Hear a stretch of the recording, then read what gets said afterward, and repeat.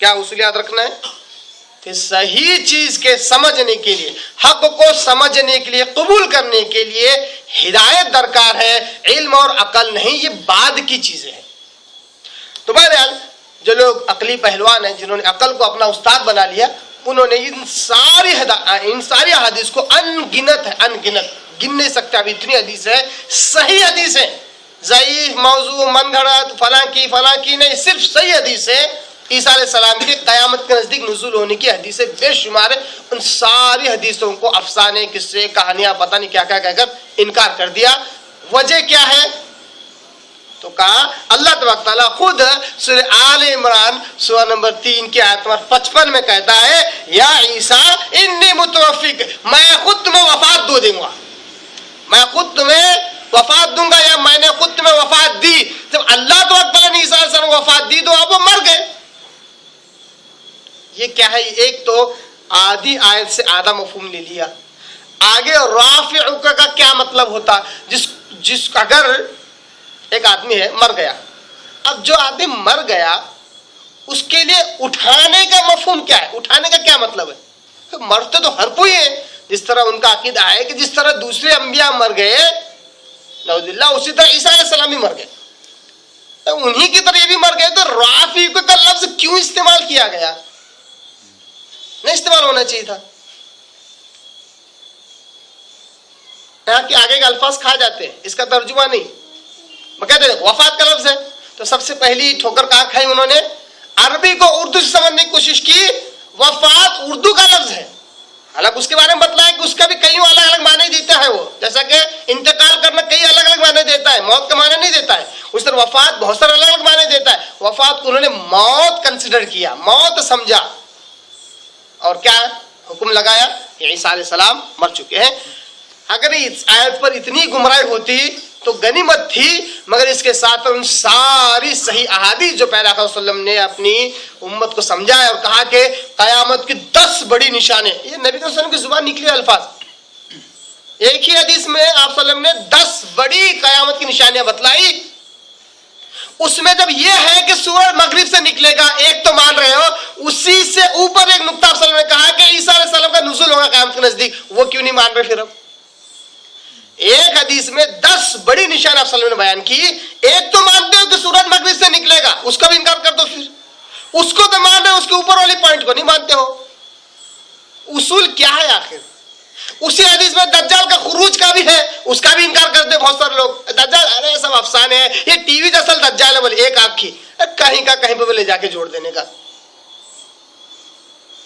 ایک ہی حدیث کی 10 باتیں، 10 بات کو مانو یا 10 کا انکار کر دو، کچھ بات سمجھ میں آئے گی؟ تو اس طرح پوری صحیح احادیث کا بھی، اور عیسیٰ علیہ السلام کا جو نزول ہوگا، امام مہدی علیہ السلام کا نزول ہونے والا ہے، پھر یاجوج و ماجوج کے ساتھ جو ان کا جو خروج ہونے والا ہے، پھر اس کے بعد عیسیٰ علیہ السلام کا صلیب کا توڑنا، جیسے کہ پچھلی درس میں نے ساری حدیثیں رکھا، سور کا قتل کرنا، جزیے کا اٹھا لینا، اور اسلام کے لیے جنگ اور جہاد کرنا، اور سب سے بڑی جنگ قیامت کے نزدیک جب ہوں گی، عیسیٰ علیہ السلام کے انڈر میں وہ ہوں گی، ان ساری حدیثیں اب بیکار اور باطل ہو گئی، اس وجہ سے کہ عیسیٰ علیہ السلام مر گئے، نعوذ باللہ۔ آئیے کتنے طریقے سے یہ عقیدہ غلط ہے، اس کو ہم دیکھتے ہیں۔ سب سے پہلے یہ گمراہی آئی کیسے، اس کو کیسے رد کیا جا سکتا ہے؟ سب سے پہلا اصول یہ ہے کہ اس آیت کو سمجھنے کے لیے، بار کہتا رہتا ہوں میں، بار بار بولتا رہتا ہوں، آیت کو سمجھنے کے لیے دوسری آیتوں کا سہارا بہت ضروری ہے، اگر ہے تو دوسری آیتیں اگر ہیں تو ان آیتوں کو سمجھیں گے، ان آیتوں کے معنی مفہوم کے حساب سے اس آیت کو سمجھیں گے۔ آیت کا ترجمہ، آیت کا مفہوم، آیت کی تفسیر دوسری آیتوں سے اور احادیث مبارکہ کی روشنی سے ہم سمجھیں گے، پہلا۔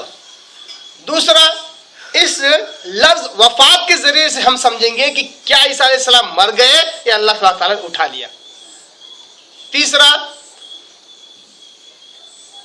تقدیم اور تاخیر کا ایک اصول یہاں پر اس آیت میں بیان کیا گیا ہے، تقدیم اور تاخیر۔ ایک دو لفظ ہیں جو ایک کو پہلے بیان کیا، ایک کو بعد میں بیان کیا گیا، اگر اس کو آگے پیچھے کریں گے تو یہ مسئلہ حل ہو جاتا ہے۔ صحابہ اقوال ہے، اس لیے اس کو تیسرے نمبر پر لے رہا ہوں، ٹھیک ہے۔ پہلا لیتے ہیں کہ قرآن کو قرآن کے حساب سے اگر سمجھیں تو اللہ تبارک تعالیٰ اسی قرآن پر عقیدہ رکھ کر ہی یہ دعویٰ کر رہے ہیں کہ عیسیٰ علیہ السلام مر چکے ہیں، ہے نا، قرآن کی آیت کو مان رہے ہیں نا. تو آئیے ایک اور آیت جو پچھلے درس میں میں نے رکھا تھا، جو کہ سورہ نساء کی سورہ نمبر 4 آیت نمبر 157 158. اللہ تعالیٰ کیا کہتا ہے؟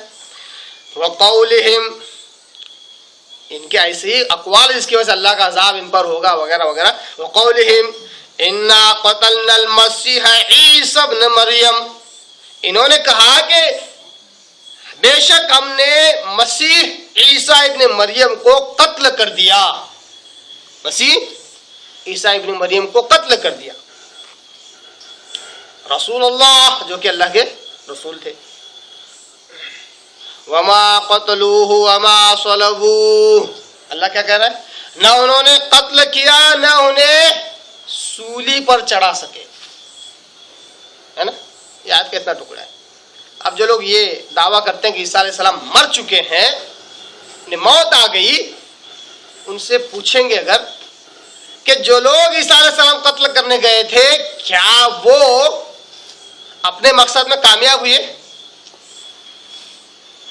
کامیاب ہوئے؟ کیا جواب ہوگا؟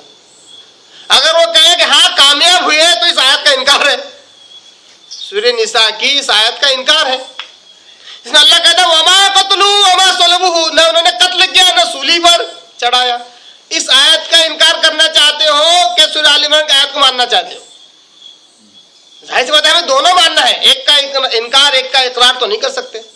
اگر وہ کہیں کہ نہیں وہ اپنے مقصد میں کامیاب نہیں ہوئے، بعد میں ان کا انتقال ہو گیا، تو اس کی کوئی دلیل ہی نہیں ہے، نہ قرآن میں نہ حدیث میں.